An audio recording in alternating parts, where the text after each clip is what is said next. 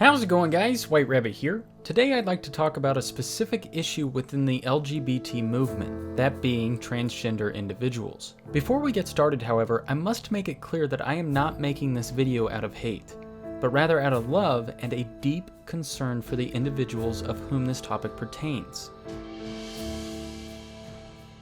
The initialism LGB, representing the lesbian, gay, bisexual movement, started in the mid to late 1980s. But it wasn't until the 1990s when the letter T, standing for transsexual, joined the infamous acronym. The now LGBT movement is a political ideology and social movement that advocates for the full acceptance of LGBT people in our society. Those in favor and those in opposition to the LGBT agenda are undoubtedly passionate in the beliefs they hold. And while their opinions are commonly centered on their own moral compass, few seem to question how the LGBT goals actually affect the LGBT individuals themselves. Now, I've talked about several different elements of the LGBT movement in previous videos, but in light of the increasing emphasis placed on transgender acceptance in today's world, I feel it necessary to make this video directed specifically towards the transgender segment of this ideology. While buzzwords like equality, human rights, and acceptance make the LGBT cause seem noble and just, they really only serve as a kind of misdirection, oversimplifying the topic and negating the need to further delve into the subject matter. Most everyone would agree that acceptance is a beautiful thing and that we should all accept one another as fellow human beings with equal value and that we should all treat each other with dignity and respect. In the pursuit of creating a better world, however, we've confused treating others with dignity and respect with enabling others to live destructive lifestyles for fear of appearing intolerant. When it comes to transgender individuals, the fundamental question we need to ask ourselves is, are we improving the overall quality of this person's life by accepting and celebrating their active pursuit of changing their gender? On the one hand, if these individuals truly were born into the wrong gender and feel incomplete because of this, it would make sense to support them as they transition to another gender.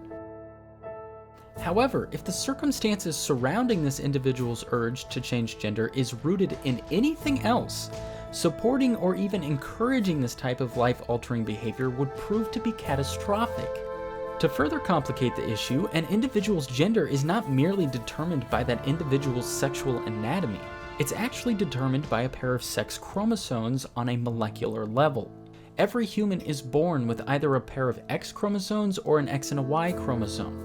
Women lack a Y chromosome and men have a Y chromosome. To date, there is not a single medical procedure known to man that can change a person's biology on this level. Even if a person who identified as transgender wanted to change their gender, they could only do so on a cosmetic level. On a biological level, scientifically speaking, a man can never truly become a woman and a woman can never truly become a man. This begs the question, if a woman was truly born into a man's body or vice versa, would mutilating that person's body through a series of medical procedures and injections in an attempt to change that individual's appearance on a purely cosmetic level add any real sense of fulfillment or completeness to that individual's life?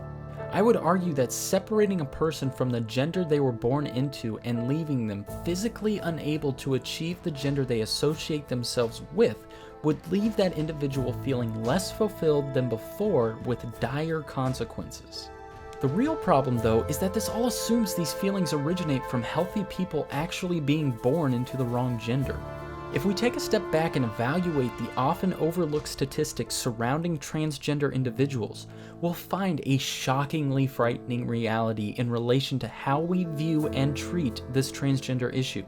The statistics consistently show that the percentage of transgender individuals who have attempted suicide is over 40%. Bear in mind, this statistic is not simply saying that over 40% of transgender individuals are depressed or have contemplated suicide, but that over 40% have actually admitting to attempting to kill themselves.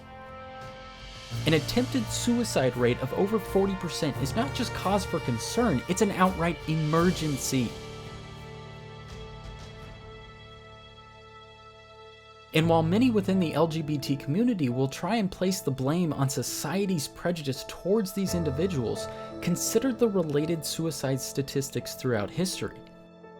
Neither Jews in Nazi Germany nor African American slaves in America had anywhere near a suicide rate of 40%.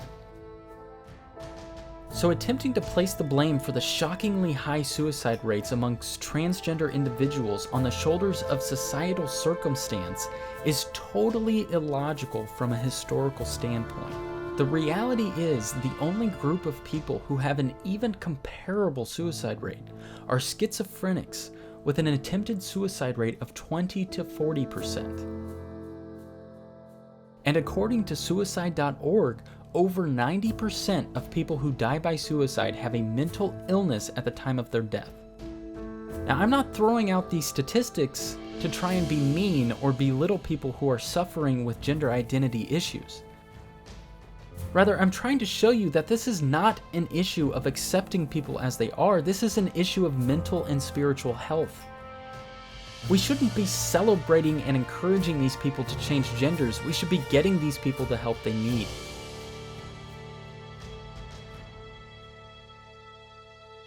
You wouldn't hand an alcoholic a pint of vodka or a drug addict a bag of heroin for fear of being intolerant. So why would we treat transgender individuals any different? Getting them the help they need, in my opinion, is the ultimate sign of valuing that individual's life. Encouraging this unhealthy or even deadly behavior is not dignified or respectful to these people. If you care, if you truly care, you will help them overcome their struggle, not push them down the road of no return. I find it absolutely tragic that our society refuses to see what should be so obvious. Links can be found in the description down below, and I encourage you to check them out. If you haven't already, please like and subscribe. Thanks, and God bless.